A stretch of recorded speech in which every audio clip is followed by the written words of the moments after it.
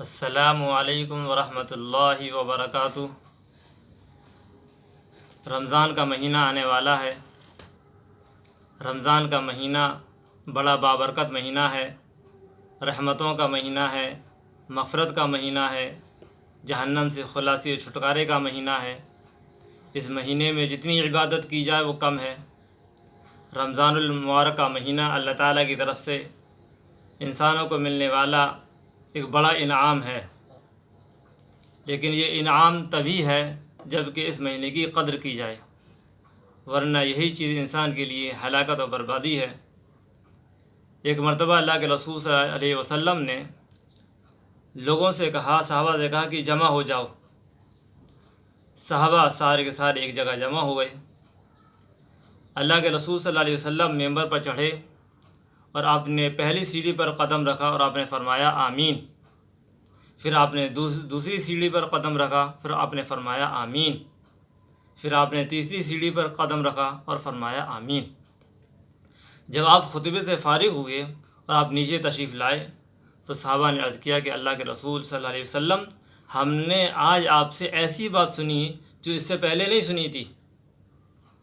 اللہ کے رسول صلی اللہ علیہ وسلم نے ارشاد فرمایا کہ میرے پاس حضرت جبرائیل امین تشریف لائے۔ جب میں نے پہلی سیڑھی پر قدم رکھا تو انہوں نے فرمایا کہ ہلاک ہو جائے وہ شخص کہ جس کے سامنے رمضان کا مہینہ آئے اور وہ اپنی مغفرت نہ کرا پائے۔ میں نے کہا آمین۔ جب میں نے دوسری سیڑھی پر قدم رکھا تو انہوں نے فرمایا کہ ہلاک اور برباد ہو جائے وہ شخص جس کے سامنے محمد رسول اللہ صلی اللہ علیہ وسلم کا ذکر آئے اور وہ آپ پر درود نہ بھیجے۔ میں نے فرمایا آمین۔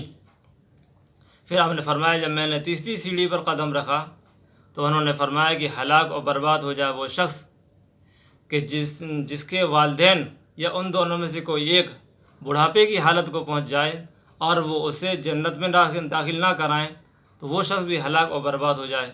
میں نے فرمایا آمین۔ اب یہاں یہ جان لینا چاہیے کہ اس حدیث پاک میں حضرت جبرائیل امین نے 3 بددعائیں کیں اور ان تینوں پر اللہ کے رسول صلی اللہ علیہ وسلم نے آمین کہا۔ حضرت جبرائیل علیہ السلام اللہ کے مقرب بڑے فرشتے ہیں، ان کے بددعا کرنا ہی کافی تھا، لیکن اس بددعا پر اللہ کے رسول صلی اللہ علیہ وسلم کا آمین کہنا اس بددعا کو کتنا سخت بنا دیتا ہے، اس کا ہم سب اندازہ لگا سکتے ہیں۔ 3 بددعا فرمائیں۔ پہلی بددعا وہ اس شخص کے لیے کہ جو رمضان کا مہینہ پائے اور پھر بھی وہ اپنی مغفرت نہ کرا پائے۔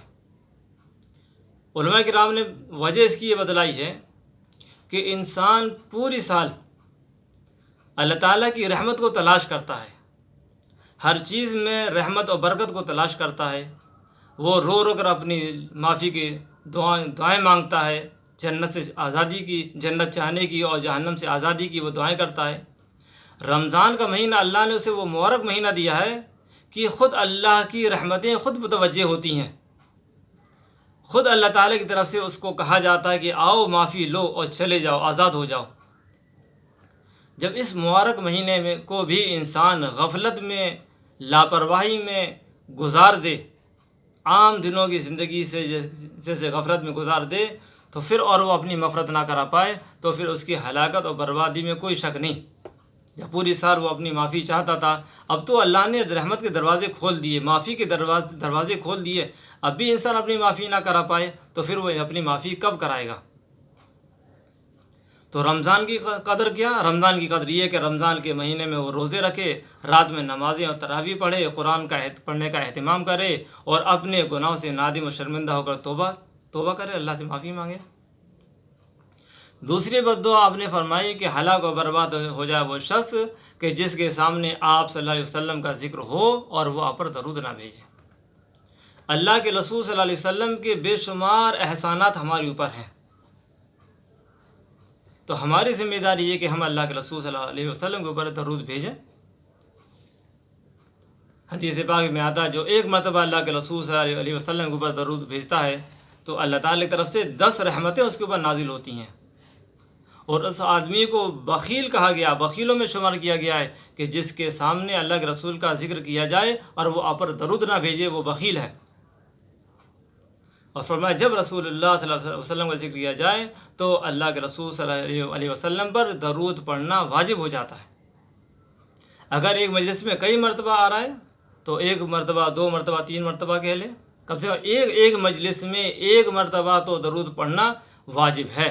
جب ایک ہی مجلس میں اللہ کے رسول کا کئی مرتبہ ذکر آ رہا ہے تو کم سے کم ایک مرتبہ درود شریف پڑھنا واجب ہے۔ تیسرا وہ شخص کہ جس کی زندگی میں اس کے والدین یا ان دونوں میں سے کوئی ایک بڑھاپے کو پہنچ جائے اور وہ ان کی خدمت کر کے جنت میں اپنا ٹھکانہ نہ بنائے۔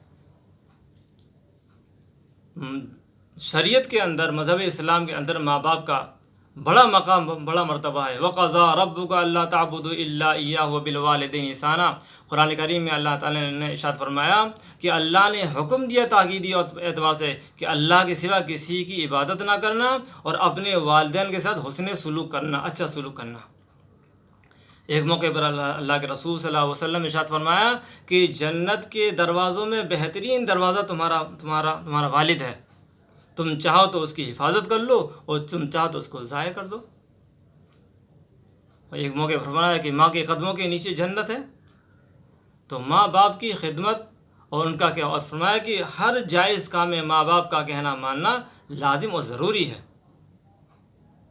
تو یہ 3 بد دعا اللہ تعالیٰ کی طرف سے حضرت جبرائیل امین نے بد دعائیں کی اور اللہ کے رسول صلی اللہ علیہ وسلم نے ان پر آمین کہا، تو معلوم چلا یہ بہت سخت بد دعائیں ہیں، ان سے بچنے کا اہتمام کرنا چاہیے۔ اس میں پہلی بد دعا تو رمضان کے مہینے کے بارے میں ہے کہ رمضان کا مہینہ آئے اور یوں ہی اس نے غفلت میں، لاپرواہی میں، بے فکری میں گزار دیا اور اس نے نماز روزہ کر کے اپنی معافی مانگ کر اپنی جنت میں ٹھکانہ نہ بنا سکا، وہ شخص ہلاک و برباد ہو جائے۔ اس لیے ہم سب کو چاہیے کہ رمضان کا مہینہ آنے والا ہے، ہم سب کو اپنے جسم کے اعتبار سے، دل و دماغ کے اعتبار سے اس کی تیاری کرنی ہے اور اس بات کا پکا ارادہ کرنا ہے کہ انشاءاللہ اس رمضان کے مہینے میں ہم اس کی پوری قدر کریں گے، اور اللہ تعالیٰ سے دعا بھی کرتے ہیں کہ اللہ تعالیٰ رمضان کے مہینے کی قدر کرنے کی توفیق نصیب فرمائے۔ آمین۔ وآخر دعوانا الحمد للہ رب العالمین۔